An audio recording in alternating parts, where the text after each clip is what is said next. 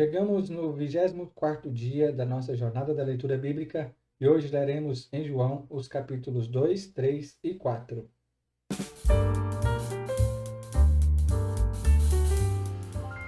Na nossa leitura de hoje, nós vamos ver um primeiro milagre que Jesus realizou, a festa em Caná. Nós vamos ver a respeito do novo nascimento, sem o qual é impossível estar com Deus. E nós vamos ver que Jesus ele veio para todos, dando instruções ou estando junto a uma mulher samaritana. Vamos então à leitura. João 2, a palavra do Senhor nos diz assim: No terceiro dia houve um casamento em Caná da Galiléia. A mãe de Jesus estava ali. Jesus e seus discípulos também haviam sido convidados para o casamento. Tendo acabado o vinho, a mãe de Jesus lhe disse: Eles não têm mais vinho. Respondeu Jesus: Que temos nós em comum, mulher? A minha hora ainda não chegou. Sua mãe disse aos serviçais: Façam tudo o que ele lhes mandar. Ali perto havia 6 potes de pedra, do tipo usado pelos judeus para as purificações cerimoniais. Em cada pote cabia entre 80 e 120 litros. Disse Jesus aos serviçais: Encham os potes com água, e os encheram até a borda.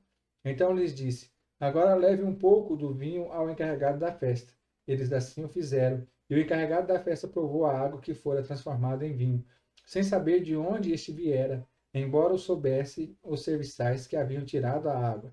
Então chamou o noivo e disse: Todos servem primeiro o melhor vinho, e depois que os convidados já beberam bastante, o vinho inferior é servido.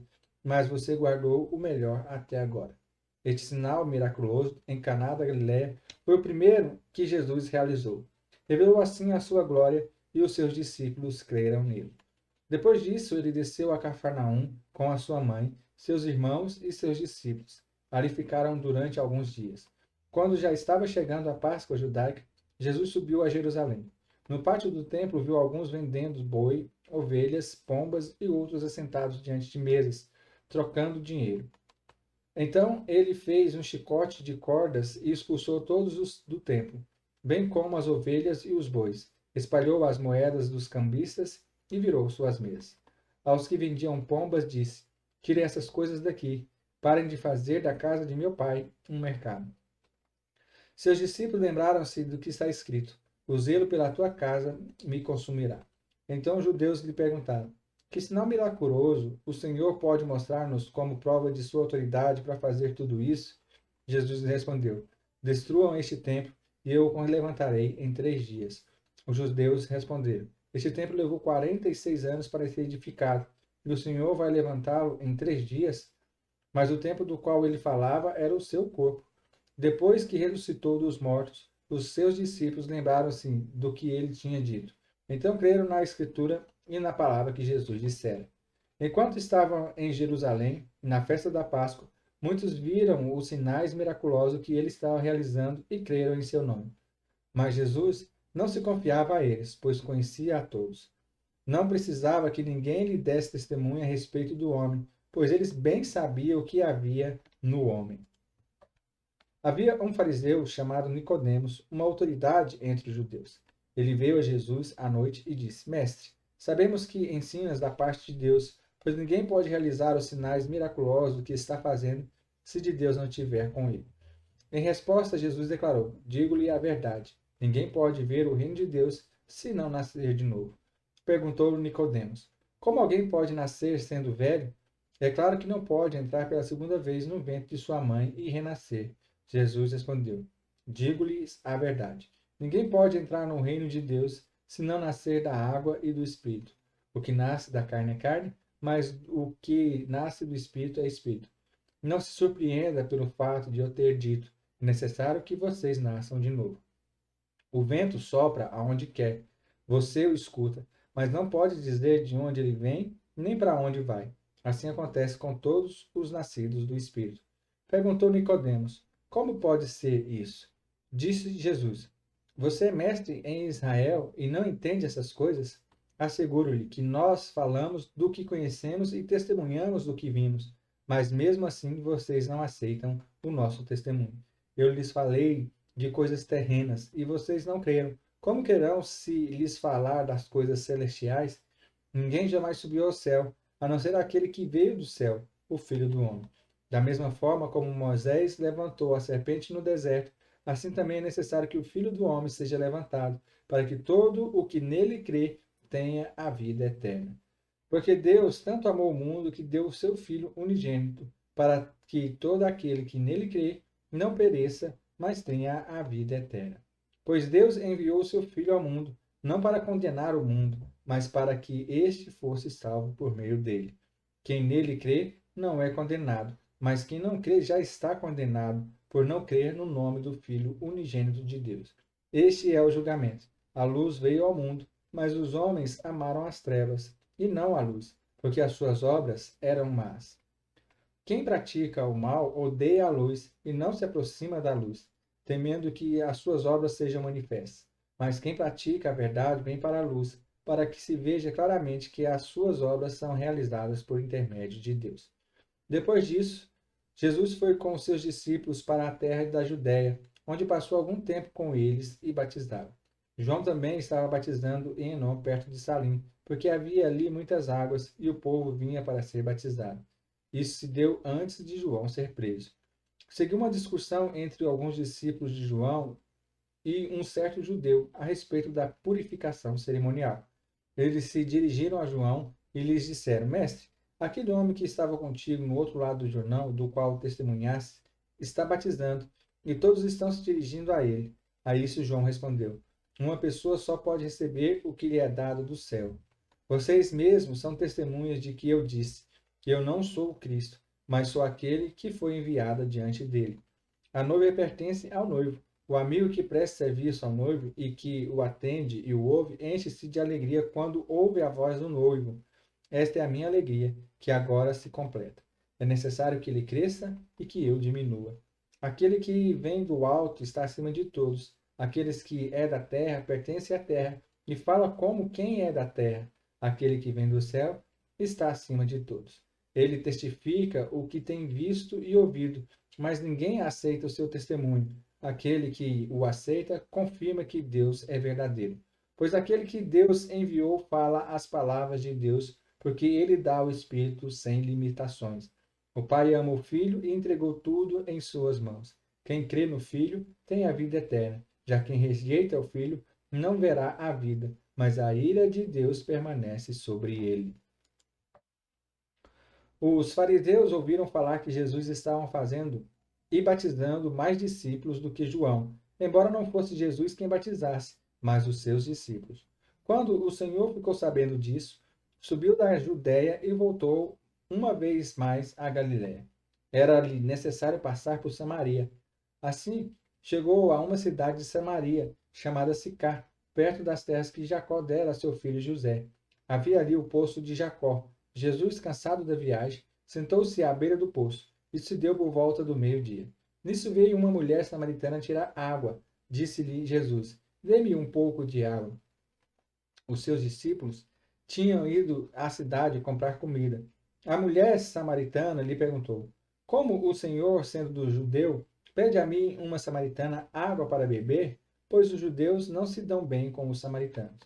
Jesus lhe respondeu: Se você conhecesse o dom de Deus e quem lhe está pedindo água, você lhe teria pedido e ele lhe teria dado a água viva. Disse a mulher: O Senhor não tem com que tirar a água e o poço é fundo. Onde pode conseguir essa água? Acaso o Senhor é maior do que o nosso pai Jacó, que nos deu o poço, do qual ele mesmo bebeu, bem como seus filhos e seus gados? Jesus respondeu: Quem beber dessa água terá sede outra vez. Mas quem beber da água que eu lhe der nunca mais terá sede. Pelo contrário, a água que eu lhe der se tornará nele uma fonte de água a jorrar para a vida eterna. A mulher lhe disse: Senhor, dê-me dessas águas, para que eu não tenha mais sede, nem precise voltar aqui para tirar a água. Ele lhe disse: Vá, chame o seu marido e volte. Não tenho marido, respondeu ela. Disse-lhe Jesus: Você falou corretamente, dizendo que não tem marido. O fato é que você já teve 5, e o homem com quem agora vive não é o seu marido. O que você acabou de dizer é verdade. Disse a mulher: Senhor, vejo que é profeta. Nossos antepassados adoraram neste monte, mas vocês, judeus, dizem que Jerusalém é o lugar aonde se deve adorar. Jesus declarou: Creia em mim, mulher. Está próxima a hora em que vocês não adorarão o Pai neste monte, nem em Jerusalém. Vocês, samaritanos, adoram o que não conhecem. Nós adoramos o que conhecemos, pois a salvação vem dos judeus. No entanto, está chegando a hora, e de fato já chegou, em que os verdadeiros adoradores adorarão o Pai em espírito e em verdade. São estes os adoradores que o Pai procura. Deus é espírito, e é necessário que os seus adoradores o adorem em espírito e em verdade. Disse a mulher: Eu sei que o Messias, chamado Cristo, está por vir. Quando ele vier, explicará tudo a nós. Então Jesus declarou: Eu sou o Messias, eu que estou falando com você. Naquele momento, seus discípulos voltaram e ficaram surpresos ao encontrá-lo conversando com uma mulher. Mas ninguém perguntou: Que queres saber? Ou por que está conversando com ela? Então, deixando seu cântaro, a mulher voltou à cidade e disse ao povo: Venham ver um homem que me diz tudo o que eu tenho feito. Será que ele não é o Cristo? Então saíram da cidade e foram para onde ele estava. Enquanto isso, os discípulos insistiam com ele: Mestre, come alguma coisa. Mas eles lhe disseram: Tenho algo para comer que vocês não conhecem. Então os seus discípulos disseram uns aos outros: Será que alguém lhe trouxe comida? Disse Jesus: A minha comida é fazer a vontade daquele que me enviou e concluir a sua obra. Vocês não dizem: Daqui a 4 meses haverá colheita. Eu lhes digo: abram os olhos e vejam os campos. Eles já estão maduros para a colheita. Aquele que colhe já recebe o seu salário e colhe o fruto para a vida eterna, de forma que se alegram juntos os que semeiam e o que colhe. Assim é verdadeiro o ditado: um semeia e outro colhe. Eu os enviei para colherem o que vocês não cultivaram. Outros realizaram o trabalho árduo, e vocês vieram a usufruir do trabalho deles. Muitos samaritanos daquela cidade creram nele por causa do seguinte testemunho dado pela mulher: Ele me disse tudo o que tenho feito. Assim, quando se aproximaram dele, os samaritanos insistiram que ele ficasse com ele, e ele ficou 2 dias. E por causa da sua palavra, muitos outros creram. E disseram à mulher: Agora cremos, não somente por causa do que você disse, pois nós mesmos o ouvimos e sabemos que este é realmente o Salvador do mundo. Depois daqueles dias, ele partiu para a Galiléia. Jesus tinha afirmado que nenhum profeta tem honra em sua própria terra. Quando chegou a Galiléia, os galileus deram-lhes boas-vindas. Eles tinham visto tudo o que ele fizera em Jerusalém, por ocasião da festa da Páscoa, pois também haviam estado lá. Mais uma vez, ele visitou Caná da Galiléia, onde tinha transformado água em vinho, e havia ali um oficial do rei, cujo filho estava doente em Cafarnaum. Quando ele ouviu falar que Jesus tinha chegado a Galiléia, vindo da Judéia, procurou-o e suplicou-lhe que fosse curar seu filho, que estava à beira da morte. Disse-lhe Jesus: Se vocês não virem sinais e maravilhas, nunca crerão. O oficial do rei disse: Senhor, vem, antes que o meu filho morra. Jesus respondeu: Pode ir, o seu filho continuará vivo. O homem confiou na palavra de Jesus e partiu. Estando ele ainda a caminho, seus servos vieram ao seu encontro com notícias de que o menino estava vivo. Quando perguntou a que horas o seu filho tinha melhorado, eles lhe disseram: A febre o deixou ontem, à 1 hora da tarde. Então o pai percebeu que aquela fora exatamente a hora em que Jesus lhe dissera: O seu filho continuará vivo. Assim creram nele e todos os da sua casa. Esse foi o segundo sinal miraculoso que Jesus realizou depois que veio da Judéia para a Galiléia. Aleluias! Grandes sinais e prodígios Jesus realiza no nosso meio. Mas o principal desses versículos que nós lemos é que Deus amou o mundo de tal maneira, de uma forma tão especial, que entregou o seu Filho, o seu único Filho, para que todo aquele que nele crê não pereça, mas que possa ter a vida eterna. E com isso nós terminamos o 24º dia da nossa jornada da leitura bíblica e que a bênção do Senhor esteja sobre o seu dia e a sua casa. Nos vemos amanhã, no nome de Jesus.